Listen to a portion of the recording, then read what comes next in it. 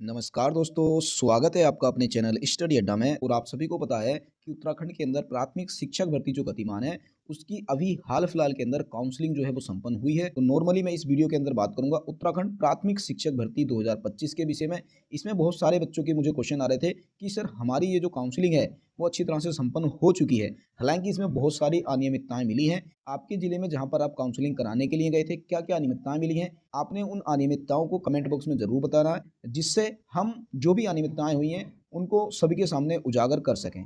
बाकी अब बहुत सारे बच्चों के दिमाग में यही क्वेश्चन आ रहा है कि सर काउंसलिंग के बाद अब आगे क्या होगा, कि आखिर ये जो हमारी फाइनल कट ऑफ लिस्ट है ये कब जारी होगी, कि किस कैटेगरी का कितने नंबर पर सिलेक्शन हुआ है। तो ये फाइनल लिस्ट कब जारी होगी, दूसरा इसके जो ज्वाइनिंग लेटर है वो हमें कब मिलेंगे, और साथ साथ में कि किस जिले में कितनी कट ऑफ रही है। बहुत बड़ा सवाल यही रहा है कि सर किस जिले के अंदर कितनी कट ऑफ रही है। और लास्ट में यही कि भाई इन सभी को जो ज्वाइनिंग लेटर है वो फाइनली पूरे उत्तराखंड के अंदर कब मिलने वाला है, क्या सभी को एक साथ मिलेगा या फिर जिला वाइज मिलेगा, क्या कोई कट ऑफ लिस्ट आएगी या फिर सभी को कॉल के द्वारा बुलाया जाएगा। तो देखो मैं आपको सारी की सारी चीजें आपको इस वीडियो के अंदर बताने वाला हूं, तो वीडियो में अंत तक जरूर बने रहना। वीडियो अगर आपको पसंद आए तो वीडियो को लाइक कर देना, अपने दोस्तों को शेयर कर देना, और अगर आप चैनल पर नए हैं तो चैनल को सब्सक्राइब कर लेना। तो स्टार्ट कर लेते हैं। तो देखो सबसे पहला हमारा यही क्वेश्चन रहता है कि हमारी जो काउंसलिंग संपन्न हुई है इसमें बहुत सारी हमें अनियमितताएं देखने को मिली हैं। तो भाई ये जो अनियमितताएं हैं, इन अनियमितताओं को कैसे दूर किया जा सकता है। तो देखो भाई आपको इस भर्ती के अंदर जितनी भी अनियमितताएं देखने को मिली हैं तो उनको दूर आसानी से नहीं किया जा सकता है।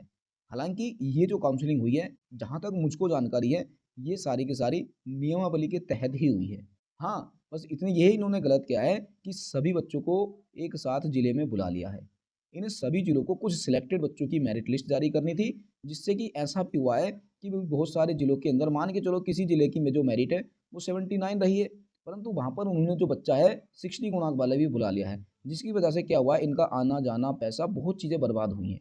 टाइम भी बर्बाद हुआ है, पैसा भी बर्बाद हुआ है। ऐसा नहीं होना चाहिए था। भाई जिस बच्चे का सिलेक्शन हुआ है, चलो उसको तो खुशी है, उसने 5-10 हज़ार अगर खर्च भी किए तो नो प्रॉब्लम।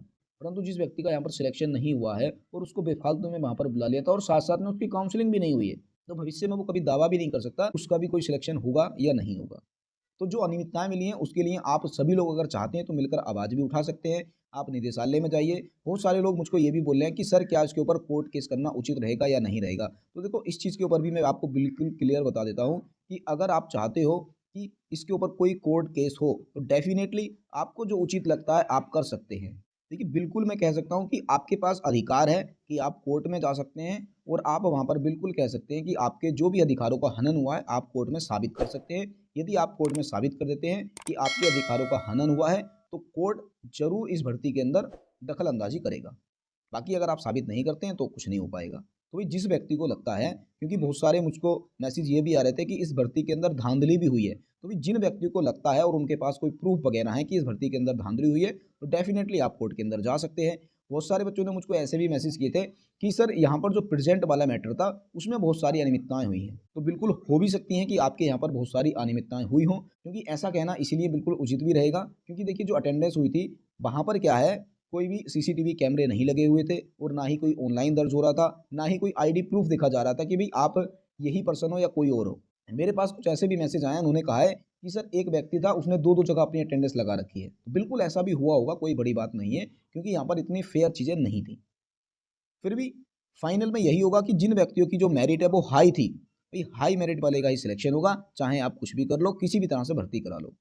अगर आप चाहते हो कि कोई संयुक्त मेरिट बने, तो इस संयुक्त मेरिट में भी सिर्फ़ वही व्यक्ति टॉप पर रहेगा जिसकी मेरिट हाई है, जिसकी मेरिट लो है, तो उसके लिए तो सिर्फ़ एक ही सॉल्यूशन है कि जो अभी प्रेज़ेंट टाइम में जो सीटेट गतिमान है, भई उस सीटेट की बहुत अच्छे से तैयारी करें। 8 फरवरी को इसका पेपर होगा, उसमें अपने कम से कम 130 प्लस नंबर लेकर आए। जब नेक्स्ट टाइम उसकी भर्ती आएगी, तो उसका भी सिलेक्शन ज़रूर से ज़रूर हो जाएगा। यदि आप 130 प्लस नंबर लाने की मेहनत नहीं रख सकते हैं, तो भाई आप भूल जाइए कि आप टीचर भी बन सकते हैं उत्तराखंड के अंदर। ठीक हो गया ना? अभी देखिए मेरी बातें आपको बुरी ज़रूर लगेंगी, पर यही सच्चाई है। अब दूसरा क्वेश्चन यही रहता है कि भई ये कोई कट ऑफ लिस्ट आएगी क्या? तो देखिए कट ऑफ लिस्ट आएगी या फिर आपको कोई कॉल आएगी, ऐसा भी बिल्कुल 100% क्लियर नहीं है क्योंकि कुछ जिलों से मैंने कॉन्टैक्ट करने की कोशिश की है, तो वहाँ से यही जवाब मिला है। कुछ तो बोल रहे हैं कि भई हम एक कट ऑफ लिस्ट जारी करेंगे, यानी कि फाइनल सूची जारी करेंगे, जिसमें हम ये बताएँगे कि कितने बच्चों का सिलेक्शन हुआ है, कि जिन-जिन बच्चों का सिलेक्शन हुआ है उनकी हम एक लिस्ट निकाल देंगे। परंतु कुछ जिलों ने मुझे ये भी जवाब दिया है कि भाई हमने तो सिर्फ उतने ही बच्चों की काउंसलिंग कराई है जिनका सिलेक्शन होना है। कुछ ने ये कहा है कि देखिए हमारे यहाँ पर जितने बच्चों का सिलेक्शन हुआ है हम उनको कॉल के माध्यम से सूचित करेंगे कि कब उनको जॉइनिंग लेटर लेने के लिए जाना है। तो देखिए अभी इस पर भी बिल्कुल डाउट बना हुआ है कि कोई सूची आएगी, कोई लिस्ट आएगी या फिर कॉल आएगी।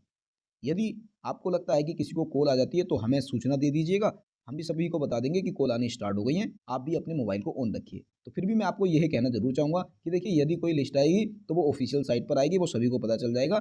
यदि कॉल के माध्यम से जानकारी मिलती है और ये बात सत्य निकलती है, तो अभी आपने क्या करना है, 2-3 दिन आपके पास जो भी मोबाइल है, जो भी आपने नंबर वहाँ पर फॉर्म अप्लाई करते समय लगाया है, तो उस मोबाइल को हमेशा ऑन रखिए, अपने पास रखिए। कभी ऐसा ना हो कि वो आपको कॉल लगा रहे हैं और नंबर आपका स्विच ऑफ आए, फिर आपको थोड़ी-सी प्रॉब्लम हो सकती है। तो इसलिए आपने अपने मोबाइल को भी हमेशा ऑन रखना है।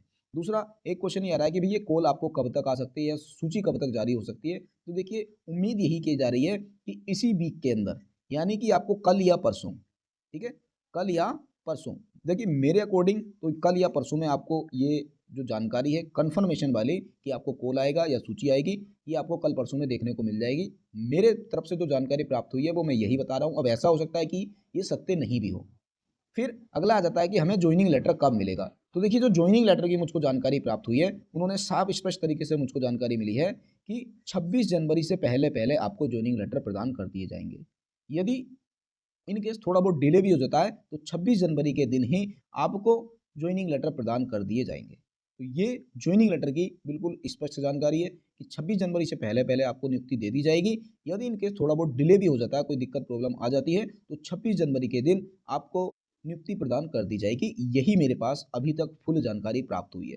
अगला आ जाता है कि किस जिले के अंदर कितनी कट ऑफ रही। तो देखिए किस जिले के अंदर कितनी कट ऑफ रही, इस विषय पर अभी कुछ भी कहना उचित नहीं होगा।